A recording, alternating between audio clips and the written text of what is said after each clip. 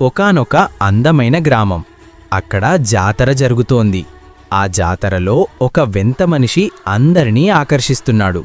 అతని ముందు ఒక మెరిసిపోయే గిన్నె ఉంది. అతను గట్టిగా అరుస్తున్నాడు, రండి బాబూ రండి, ఇది సామాన్యమైన గిన్నె కాదు, దేవతలు ఇచ్చిన మాయా గిన్నె. ఇందులో ఏ వస్తువు వేసినా అది క్షణాల్లో బంగారంగా మారిపోతుంది అని చెబుతున్నాడు. అతను తన దగ్గర ఉన్న ఒక రాగి నాణేన్ని అందులో వెయ్యగానే అది బంగారు రంగులో మెరిసిపోతూ బయటకు వచ్చింది. అది చూసి జనం ఆశ్చర్యపోయారు. అందరూ తమ దగ్గర ఉన్న డబ్బులు ఇచ్చి ఆ గిన్నెను కొనడానికి పోటీ పడుతున్నారు. అక్కడే ఉన్న మన బుజ్జిదేవ్ ఇదంతా గమనిస్తున్నాడు. దేవ్ మెల్లగా ఆ వ్యక్తి దగ్గరకు వెళ్ళి, నా దగ్గర ఒక పాత ఇనుప తాళం చెవి ఉంది, దీన్ని బంగారంగా మార్చండి అని అడిగాడు. ఆ మోసగాడు కంగారుపడ్డాడు. లేదు బాబూ, ఇది నాణేలకు మాత్రమే పనిచేస్తుంది, తాళం చెవులకు చెయ్యదు అని ఏదో సాకు చెప్పాడు.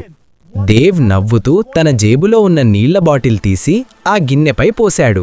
అంతే, ఆ గిన్నెకున్న బంగారు రంగు మెల్లగా కరిగిపోయి కింద ఉన్న తుప్పు పట్టిన ఇరుము బయటపడింది.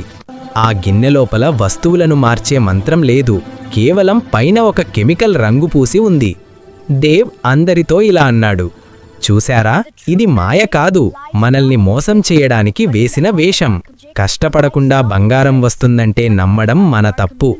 మోసగాడు దొరికిపోయానని తెలిసి అక్కడి నుండి పారిపోయాడు. గ్రామస్తులందరూ దేవ్ తెలివితేటలను చూసి గర్వపడ్డారు. నీతి: అత్యాశ మన కళ్లను కప్పేస్తుంది.